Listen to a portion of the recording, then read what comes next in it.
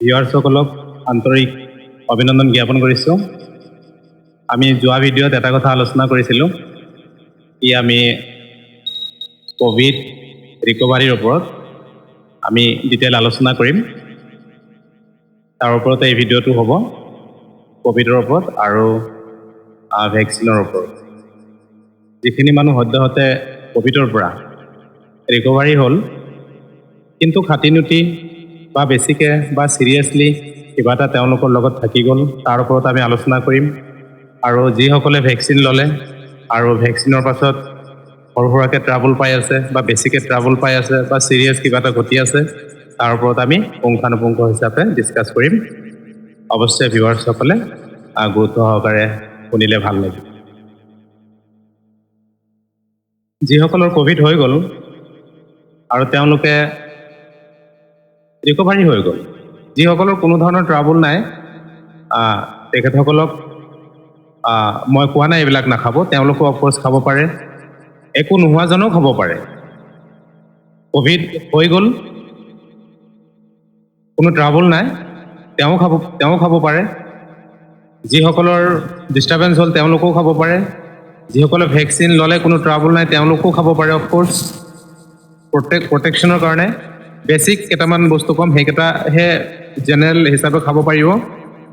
আৰু যিখিনি ভেকচিনৰ পাছত ট্ৰাবল ঘটি গ'ল অলৰেডি, তেওঁলোকৰ কাৰণে আৰু এটা শ্ৰেণী এনেকুৱা হৈ যাব পাৰে কি কোভিড হোৱাও নাই আৰু ভেকচিনো লোৱা নাই, কিন্তু তেওঁলোকৰ শৰীৰ তেওঁলোকে ভাল ফিলিং কৰা নাই, তেওঁলোকে ইণ্ডিকেট কৰিব পৰা নাই, মাজে মাজে শৰীৰ বেয়া লাগিছে, বা কোনো ধৰণৰ ফ্লু ভাইৰাছো তেওঁলোকৰ ডিটেক্ট হোৱা নাই। গতিকে তেওঁলোকেও এই ক্ষেত্ৰত আমি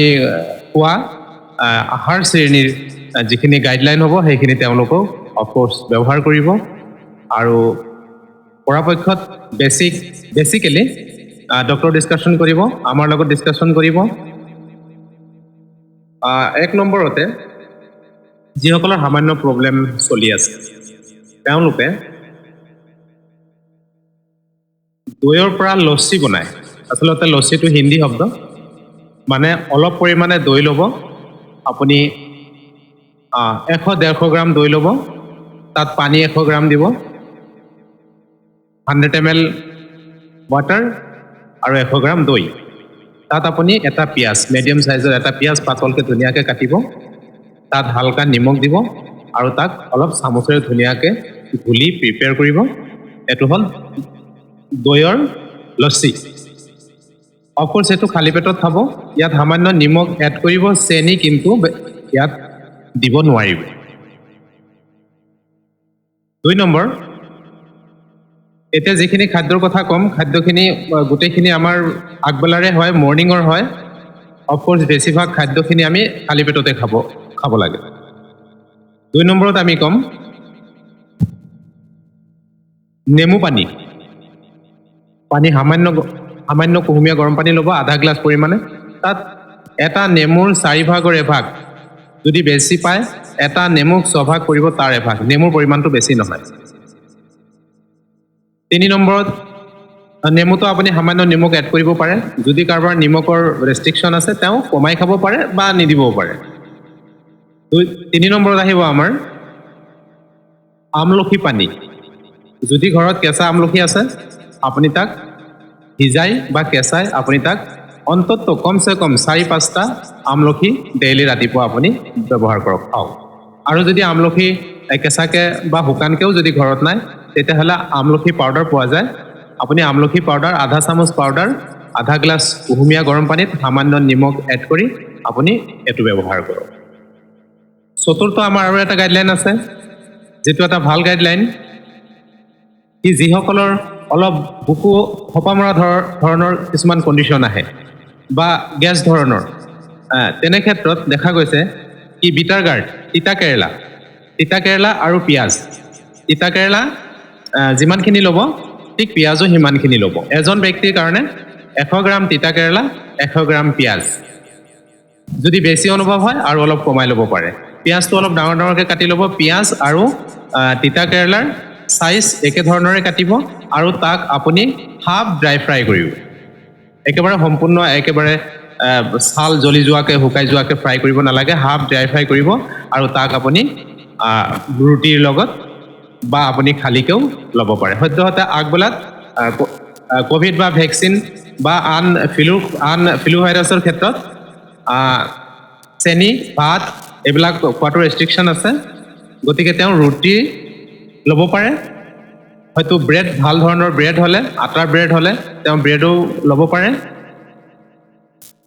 5 নম্বৰত আহিব আমাৰ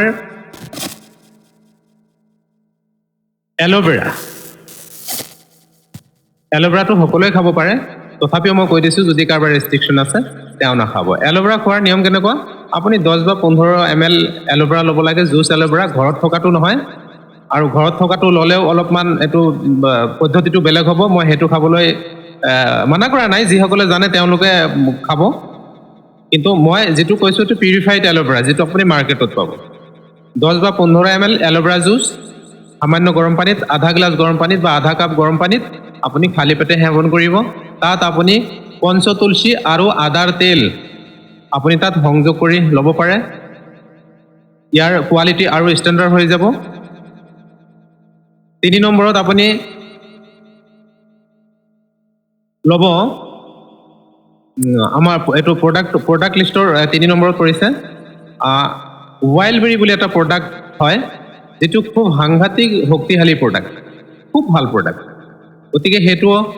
আমি পানীৰ লগত অলপ গৰম পানী পৰিমাণটো অলপ ষ্ট্ৰং অলপ ভাল গৰম হ'ব লাগে আৰু তাত আমি 2 বা 3 চামুচ আমি ওয়াইল্ডবেৰী ডালিম আৰু হেতু ভুলাৰ লগে লগে মৌজুলৰ নিচিনা হ'ব আমি হেতু খাম অৱশ্যে বেৰীটো ওয়াইল্ডবেৰীটো মৰ্নিং ইভিনিং দুই টাইমেই ব্যৱহাৰ কৰিব পৰা যায় গতিকে এই বস্তুখিনি বেসিকৰ ভিতৰত আপুনি খাওক আৰু চাব কি শৰীৰৰ খুব কম সময়ত একদম খুব কম সময়ৰ ভিতৰত আপোনাৰ ৰিকভাৰী আহিব আৰু এবিলাক প্ৰ্যাকটিক্যালি এবিলাক কৰি চোৱা তো কনফাৰ্ম আপুনি কি আপোনাৰ ভাল ফিলিং আহিব মই আকৌ এবাৰ হোৱাই দিছো কি যিসকলৰ কিছুমান খাদ্যৰ প্ৰতি ৰেষ্ট্ৰিকশ্যন কৰা আছে তেখেতসকলে হেতু নাখাব খালেও ডক্টৰ ডিসকাশন কৰি ল'ব আমাৰ ডিসকাশন কৰি ল'ব কিবা শৰীৰৰ কিবা টেষ্ট কৰিব লগা থাকিলে কিবা আন বেমাৰ থাকিলে এইবিলাক ডিসকাস কৰি ডক্টৰ লগত ডিসকাস কৰি এটা সিস্টেমেটিক্যালি আপুনি এইবিলাক সেৱন কৰিব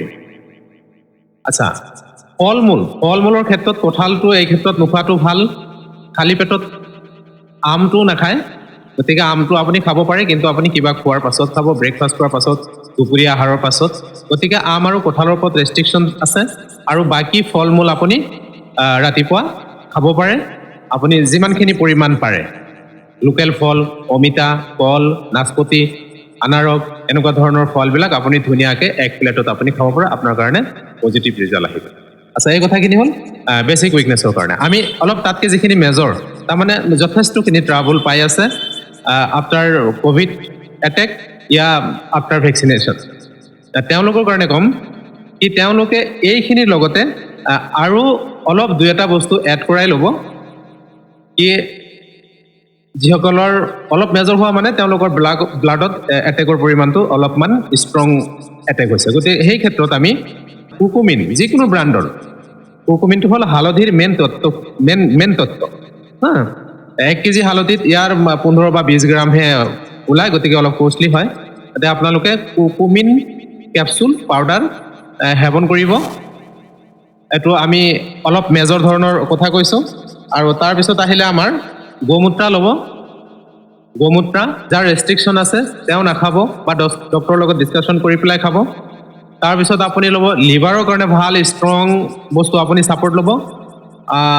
তাৰ ভিতৰত মই এটা নাম যেনেকে হেপাৰ ফৰ্মুলা বুলি এটা ভাল কোৱালিটি ব্ৰাণ্ড আহে এটো ফুড সাপ্লিমেন্ট হয় হেতু ল'ব পাৰে আৰু আপুনি ল'ব পাৰে ৰিনেল এটেকৰ ওপৰত এটা প্ৰডাক্ট আহে ইউৰোজেল আৰু হেপাৰটো লিভাৰৰ ওপৰত আহে গতিকে বেসিক্যালি যিখিনি অলপ মোটামুটিকে কষ্ট পাই আছে তেওঁলোকৰ ব্লাডৰ ওপৰত হাৰ্ম পৰে লিভাৰৰ ওপৰত হাৰ্ম পৰে আৰু ৰিনেল এটেক হয় গতিকে তিনটাৰ ওপৰত মই ঔষধৰ কথা ক'লো কি ক'লো কুকুমিন লিভাৰৰ ওপৰত হেপাৰ ফৰ্মুলা আৰু ৰিনেলৰ কাৰণে ইউৰোজেল বা প্ৰেসাবৰ ভাল ষ্ট্ৰং ধৰণৰ যিকোনো কোম্পানীৰ ভাল প্ৰডাক্ট আপুনি ল'ব পাৰে থাৰ্ডত হ'ল যিখিনি মেজৰ কিবা এটা হ'ল কোভিড এটেক হ'ল বা ভেকচিনেটেড হোৱাৰ পাছত তেওঁৰ মেজৰ ধৰণৰ ট্ৰাবল আহি গ'ল যেনেকৈ তেওঁৰ গা বিষ হৈ গ'ল খুব উইকনেছ আহিলে প্লেটলেট ডাউন হৈ গ'ল পেচাব পায়খানা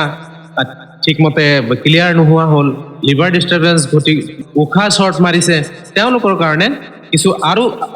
সামান্য ডিফাৰেঞ্চ হৈ যাব সেই ক্ষেত্ৰত কাৰ্ডাজেল ইয়াৰ ডক্টৰ ডিছকাশ্যন কৰি ল'ব হাৰ্টৰ ওপৰত ভাল ঔষধ ল'ব